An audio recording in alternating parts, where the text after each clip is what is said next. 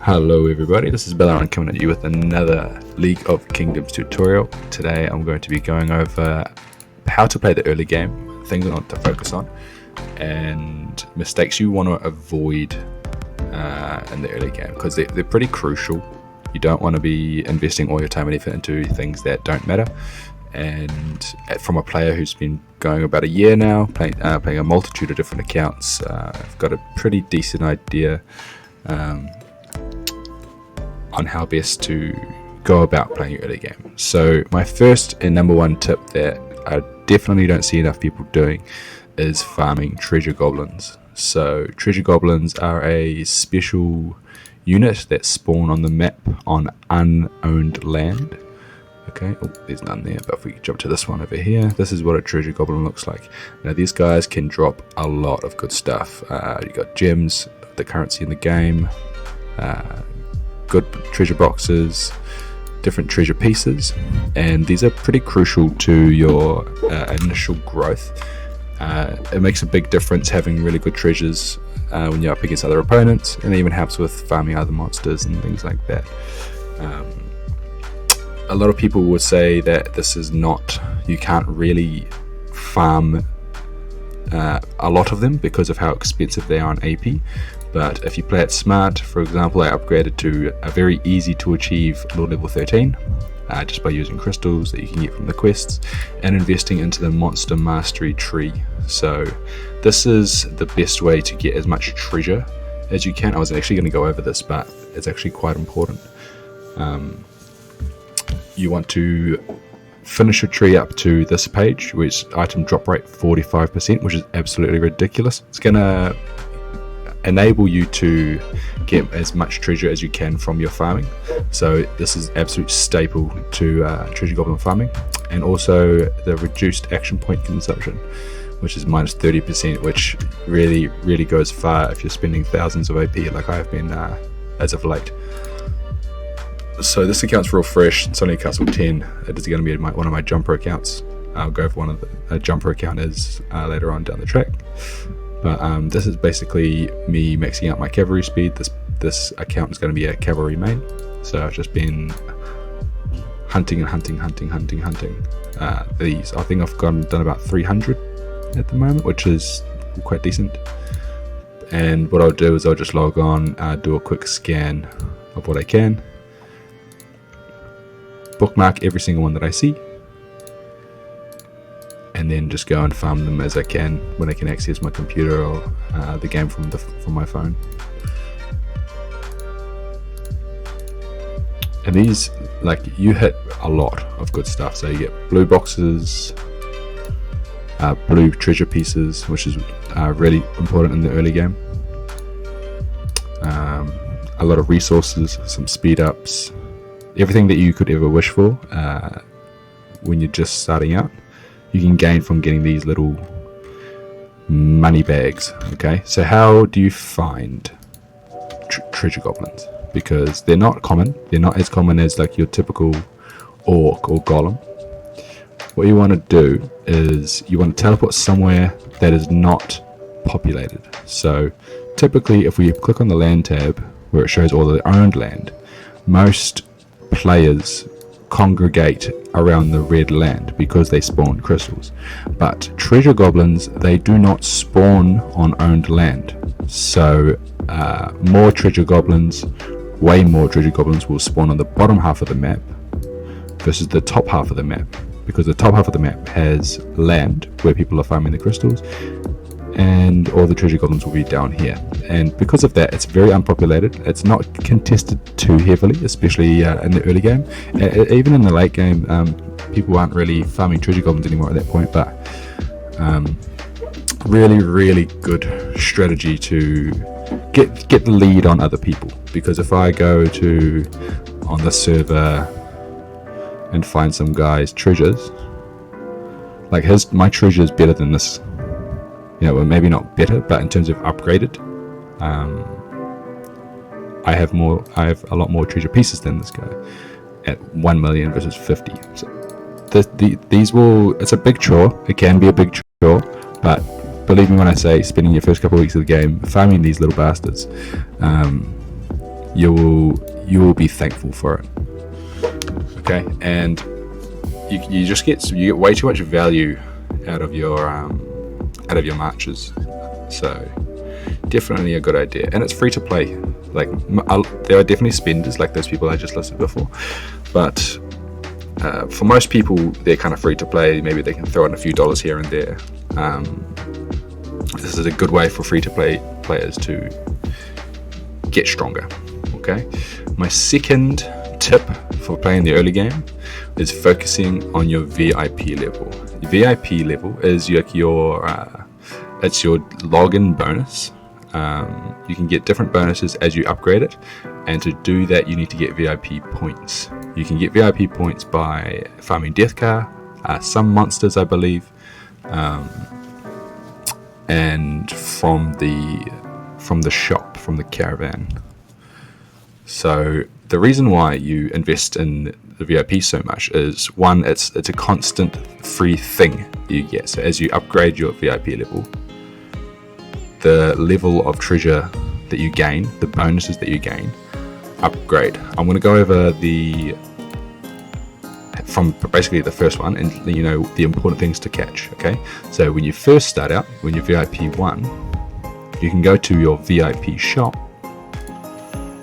and you can buy different items. Okay, so VIP 1, you start off with these two. VIP 2, you upgrade, you unlock all these ones. And so as you upgrade your VIP level, you gain more access to more of the shop. The most important ones to focus on here are buying out your VIP 1, your first shop availability. Always buy this every week. It's very cheap, it's half price, and really reliable.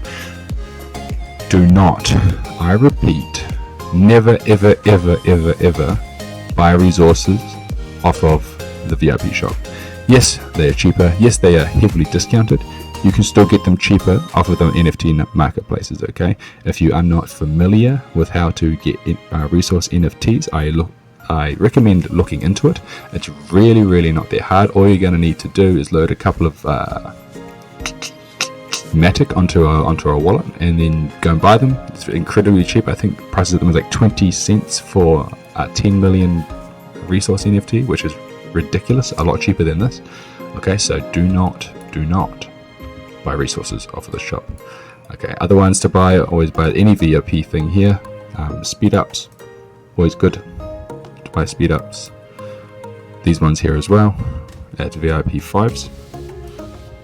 VIP 9, I believe. We go scroll down a little bit. Get into VIP 9 gets you more another option to buy VIP points. These, don't really worry about these too much. You can buy these treasure boxes. I like to. They're good if you open them correctly, which I'll kind of go over in another video. And then obviously as you get to the last levels, which takes a very long time to do, you get access to these really good speed ups, which are crucial for CBC and things like that. Okay, other good notes to know is that at VIP level 5 you unlock the additional building queue, so it makes it easier for you to upgrade your castle faster and have more builds going at once. Level 6 you get an extra dispatch queue, so that's another marching queue. So if you're farming goblins like I am, getting to VIP 6 is pretty important, because you can just attack one more time at a time, which is super handy.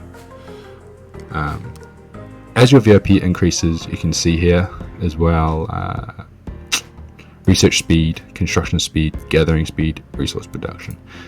It upgrades with your VIP level. Okay, so the more you upgrade this VIP level, everything in the game becomes cheaper. Okay, so you should be putting as much of your resources in time. Yes, it does take some time to do, but if you go ahead and put your time into this, try and in the early game get to this level. VIP 11 is the best to sit on for a couple of months, because you get the maximum amount of epic treasures. You don't want to go into the legendaries just yet until you have a solid amount of purple treasure pieces. Try and get some stars on your key items for whatever you're maining.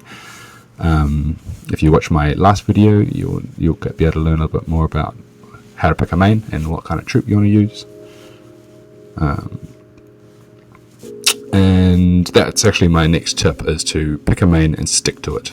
Put all your treasures into the right treasures that give you the best effects. So if you're a cavalry main, upgrade your cavalry treasure. If you're archer main, upgrade your archer treasure and research. Infantry, same story. One of my final tips would be to farm Deathcar regularly. Now for this, I'm going to have to go to my main account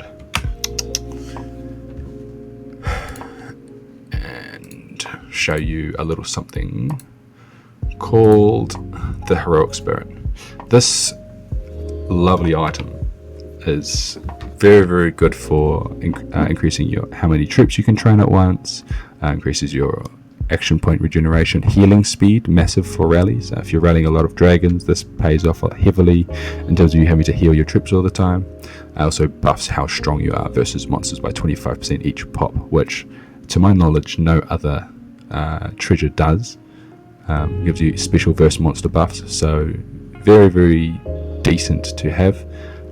A staple in a late game person's inventory. Okay, so definitely get your alliance together, organize a time or when you want to be rallying, and just get real consistent with those farmings. And also when you do get onto the dragons, you'll be able to get things like this, where you just get hundreds and hundreds of free stuff all the time. It's great. Always go and full donate to your alliance technology, because you get VIP points, which will allow you to go to the shop and buy more VIP points. And what have we been talking about this whole time? Pretty much VIP points. Okay, see, this one's a VIP level 13. You can claim it, get a free 3 boxes, legendary treasures, etc, etc. Okay,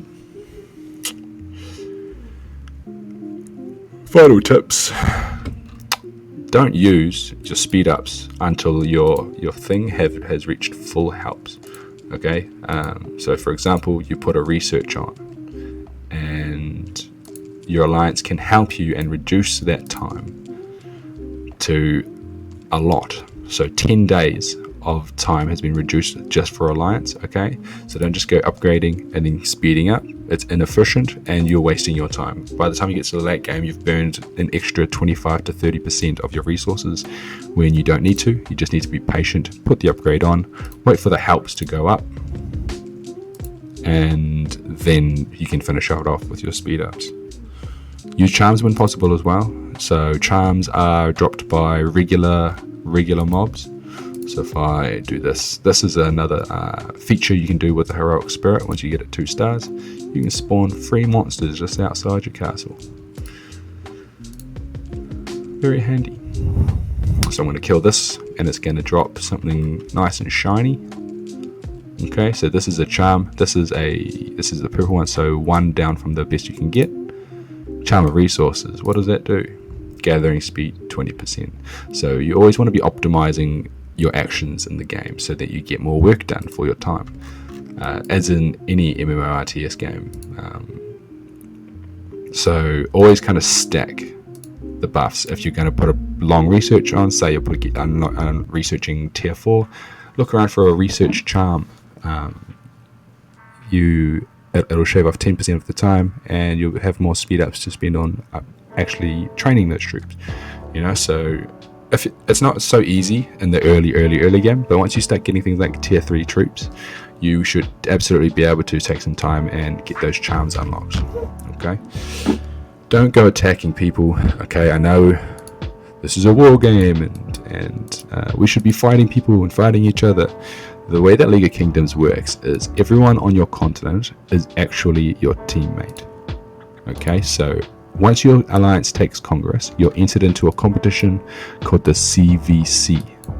Now the CVC is a competition where you can have eight continents having a big fight at once. So actually attacking castles around you is you essentially attacking your teammate, and it's an absolute fucking waste of time. So don't go around attacking people or pissing people off, because you could cause some serious issues within your alliance, within other alliances, within the whole continent. You should all be here to support each other and try and win those big competitions, because you can win real money, hundreds of dollars, thousands of dollars. Okay, do it right, do it smart.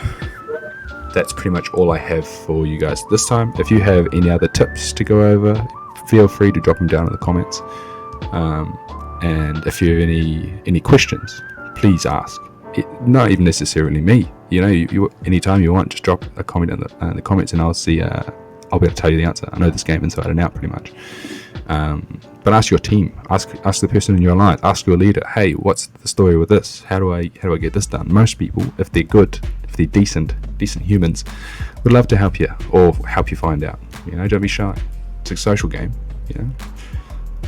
This is Balrog, and I hope that this has been super helpful. I would appreciate any kind of feedbacks I can get.